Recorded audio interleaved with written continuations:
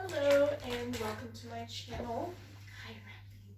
So today I'm going to be talking about Ehlers-danlos Syndrome, and it mostly relates to hypermobility, common issues caused by it, things I have to struggle with because of it. Pretty much said the same thing twice. But anyways, hi, my name's Maddie, and I am speaking to you here with my dog Raptor from Germany.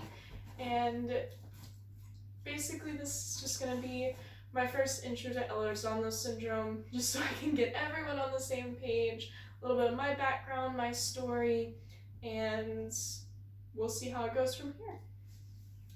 So first thing, number one thing with Ehlers-danlos Syndrome that everyone recognizes is going to be their Batten score.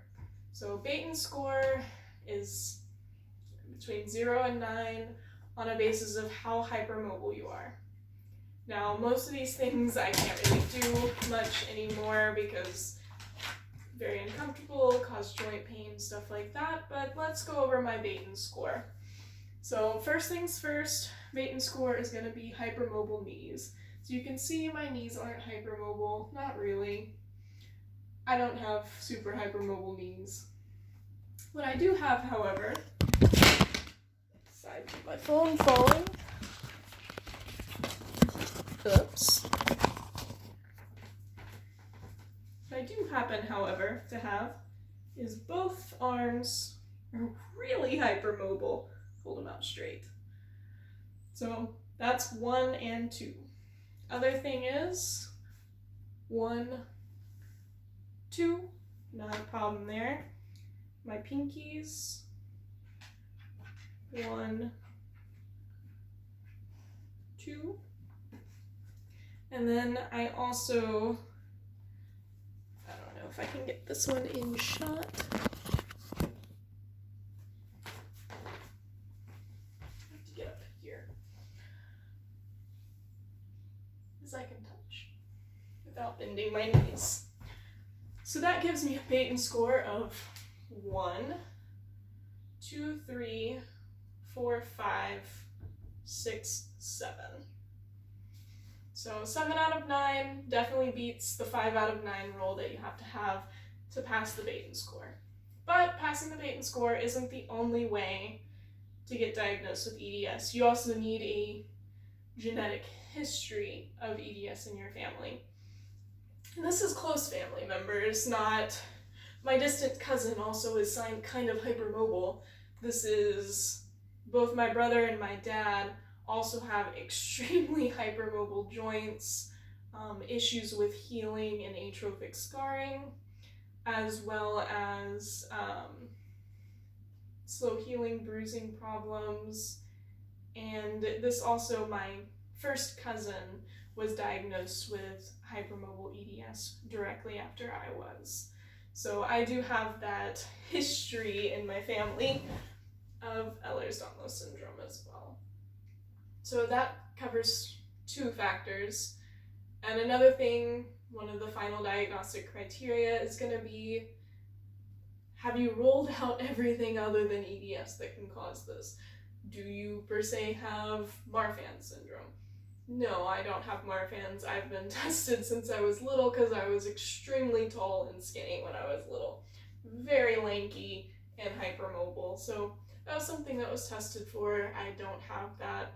I've also been tested for RA. Don't have rheumatoid arthritis. All the swelling in my joints is purely caused by Ehlers-danlos Syndrome and repeated joint injuries. So that's some of the diagnostic criteria for Ehlers-danlos Syndrome. Some of the other things to consider is going to be the atrophic scarring, like I was mentioning, which is mostly mine are extremely unexplained stretch marks. I have stretch marks all the way from my knees, inner knee, all the way up around and up to my waist, and there's no reason for them. I have never been overweight. I have never dramatically lost weight or gained weight. I've stayed pretty much between 130 and maximum 150 since I was in 6th grade. I've been the same height the whole time as well, so I don't think that's the problem. My doctor said that it's really common with patients who have EDS to have a lot of stretch marks, especially the silvery white paper thin kind that like to break open all the time. Some more things that I have that also point to Ehlers-danlos Syndrome is I do have a common comorbid condition with that, and that is POTS. I do have another related video. If you want to go subscribe to my channel and look at that video, you'll understand a little bit of what I go through and some of the more common diagnostic criteria for POTS. But it's postural orthostatic tachycardia syndrome.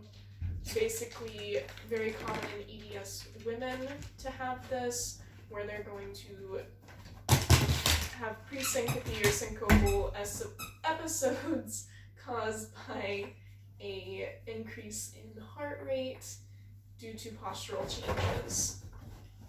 Now, that's just one of the things. Raptor, shh, go to bed, go to bed.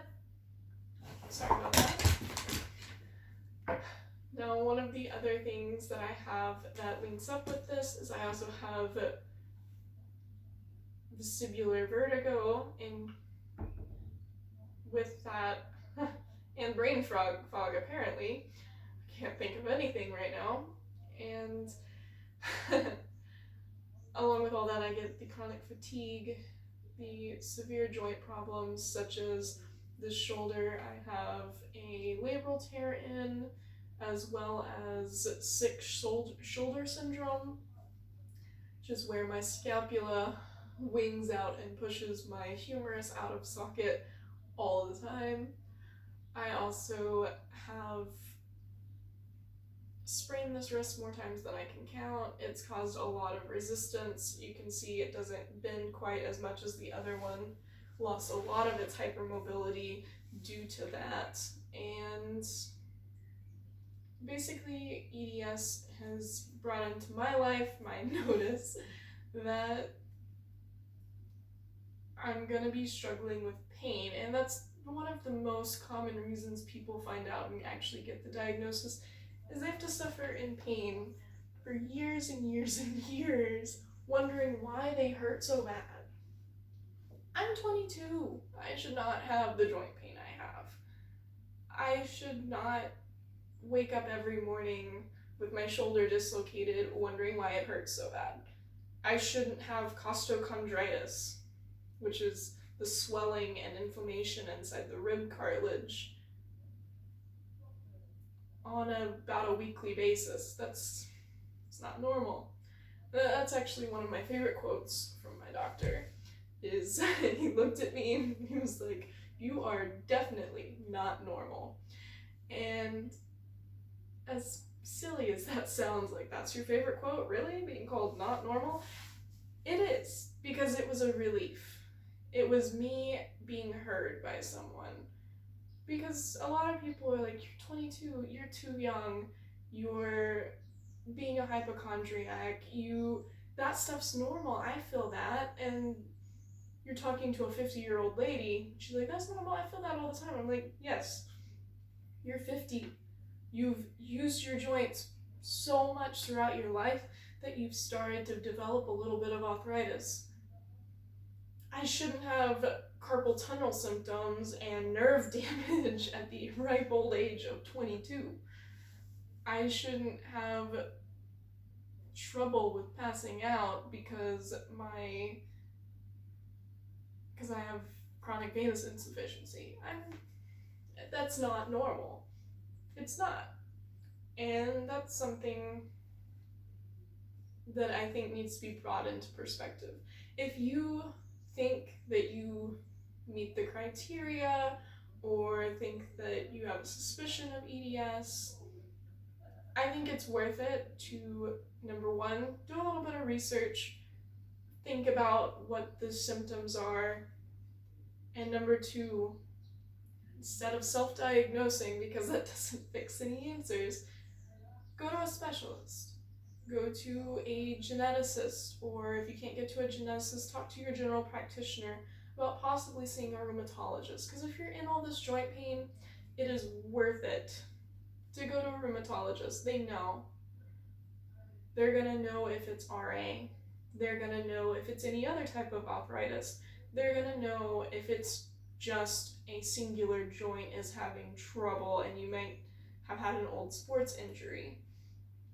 And they're also gonna know if perhaps this is Ehlers-danlos Syndrome and if you do need to see another specialist to get a better understanding of this.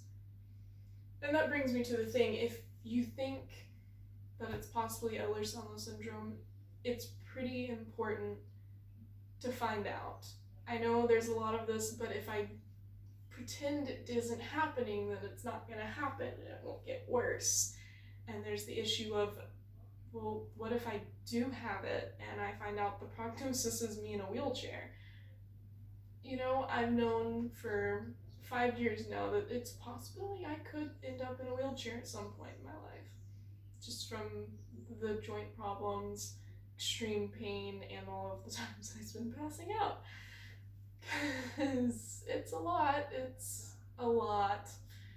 And I must say, knowing that that's a possibility has helped me sort of understand and become a little bit more, how should I say this, cognizant about what I do to my body. And it's also helped with options for surgery. I was going to get surgery on the shoulder, the one that I told you is literally the worst part of my life. And we had to come to a conclusion with the doctor that it wasn't worth it to get surgery on my shoulder, because if I did, chances are it was going to be a failure and it was going to rip and be worse. And that was a really tough thing to go through, to understand that getting surgery, which is known to fix things,